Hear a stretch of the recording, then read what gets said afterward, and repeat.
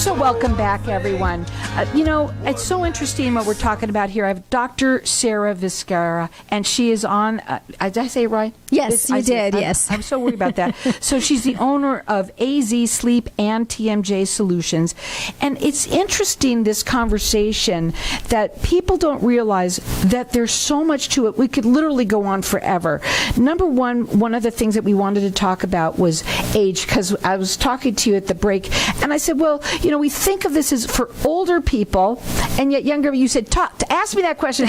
So it's not just for older folks. No, it's not. But here is the story, and this is a very recap of all the knowledge that I have.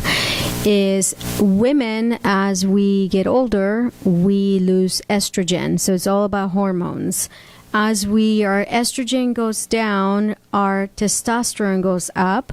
And so we become more like males. And males have the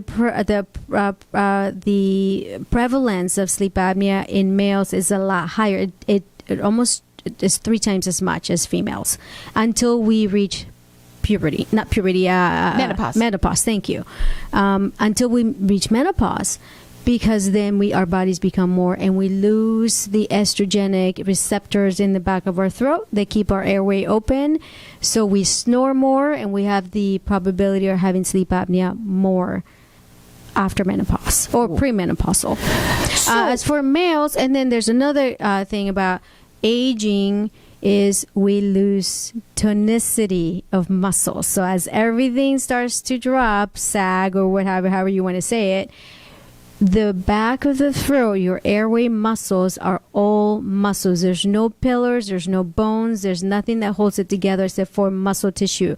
So as we get older and we lose tone in the back of the throat, as we lose tone everywhere else in your body, then the probabilities of snoring, having sleep apnea really increase by quite a bit. So, okay. That's a lot. That is a lot. Now, let's say somebody's muscle tone is going, which I'm sure happens probably first. To all of us. All of us. And can you help strengthen that in a way? Good. That was an excellent question. There are some exercises that you can do to strengthen the back of the throat muscles. And I always call it think of building up your biceps. You're going to have to work at it. You're going to have to put some effort into it. So there's some tools, again, some solutions that we have to give patients. There's a little tool that they can actually strengthen the back of the throat. Machine. It's a little breathing machine. It's a little apparatus that people put in their mouth, and you tighten the knob, and it basically makes you breathe harder and But it could stronger. be a step. Let's say somebody says, you know what, I don't want to wear let's say I don't want to, I'm not that far down the line. It's a good first step of bringing in a solution. Yes, but you have to be careful as to what you buy. So you really do need the professional to tell you exactly where. I don't mean to go anywhere else. Nowhere else. This is where they're coming, is to you, because you are the professional. Like I said, she's been doing this now for 10 years, and that's all they do in the office is basically sleep apnea and TMJ, snoring, triple board certified in this, and 5-star rated everywhere, rated with the Better Business Bureau. Extremely experienced. That's all that you talk about all day long and learn about. The other thing that we taught, obviously male, female, it doesn't matter.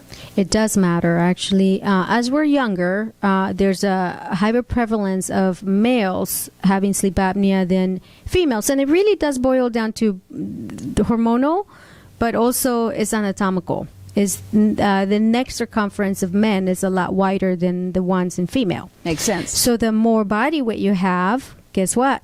The more probability that you might have some sleep breathing disorders.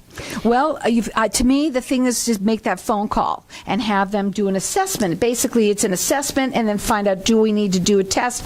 Where are you at with that? If you've been tested, please go and have her do a second opinion. Have her come and look at it, too. You can call her. Phone number is 480-307-9296. I'm sorry, I just gave out the wrong number. Here it is, what it is. It's not in front of me. Let me tell you what it is. I'll repeat that. 480-515-6209. 480-515-6209. It's AZ Sleep and TMJ.com. Okay, back to you again with this one. You had said that there's a lot of people that can be diabetic, Yes. Heart disease. Let's talk a little bit about that. So the prevalence of strokes and snoring is pretty high. And the reason is the over vibration of all those back of the throat muscles, to include the uvula as a little hanging thing in the back of the throat, the soft palate, which is, I call that the drape or the curtain in the back of your throat. All those things become really flaccid and really lose, the loss of tone happens.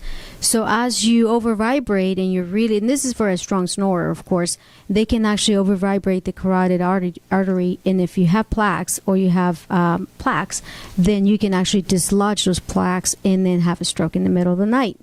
So again, important to be assessed. Hypertension, to mention a few more: hypertension, heart attacks, strokes, diabetes, obesity, impotence. There's so much. Here's another one. You said acid Yes. reflux.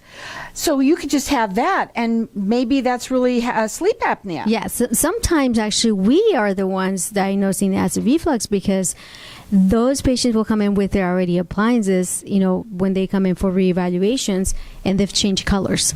And the color is a yellow-brown. So if you have a night guard and it's yellow-brown, you probably have acid reflux.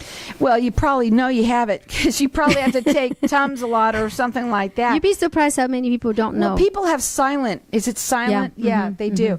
Again, there's so many different solutions. So it's not like you're just going to say, come on in, we're going to give you this or that. It's really, you have too many. It's customized to each patient. To each patient. So they sit down, they're going to have that consultation with you. Yes. And then what's the first step usually? What usually do you see happen? So after the consultation, again, it just depends on the situation. But if the patient is moving forward, say if we decided to do an oral appliance, then impressions, or sometimes we do a 3D scan depending on the patient's mouth and situation, and a specific bite registration that moves your jaw forward to keep you in a it's not really a locked position, but in a position where it opens up the airway space in the back of the throat. With the moving of the mandible, most people don't know this, is the mandible is the only part of the jaw that moves. The maxilla, which is the top jaw, does not move. That's part of your skull.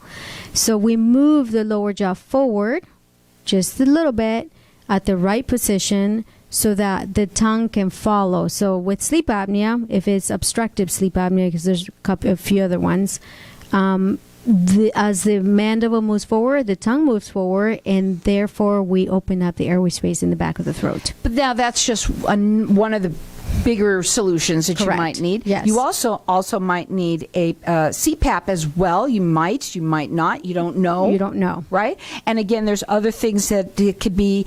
Can you do it like with somebody who's got TMJ, let's say, which could you said be a precursor? Do you start with doing massaging? What do you do with that? So that's a really good question. So it's a lot of people that have sleep apnea, they also clench and grind. 90+% of patients that have sleep apnea have been shown to also brush or grind their teeth at nighttime.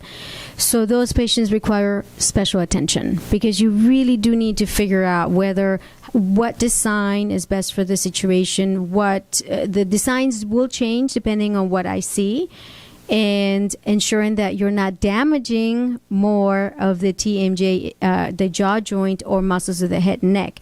Massaging does help to relax the muscles, but those clenches and grinders, Carol, you can't massage at nighttime when you're sleeping. So at nighttime, there's no really, your central nervous system kicks in and does what it needs to do, and you have no awareness as to what's going on. So what are some of the solutions? So for the grinders, that would be a mouthpiece, like a night guard. Or again, but yours are going to be that they are made specially, they are personalized for them. 100%. 100%. I can't imagine anyone going out and buying, somewhere else and just putting it in, because it's not going to fit, right?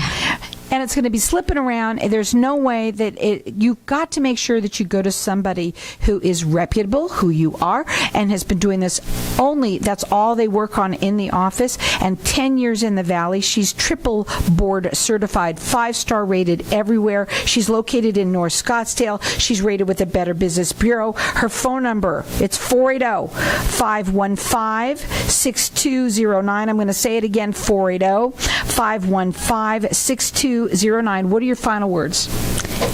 So Valentine's Day is coming up, right? So if you want your partner to stay in your bed, then bring them back.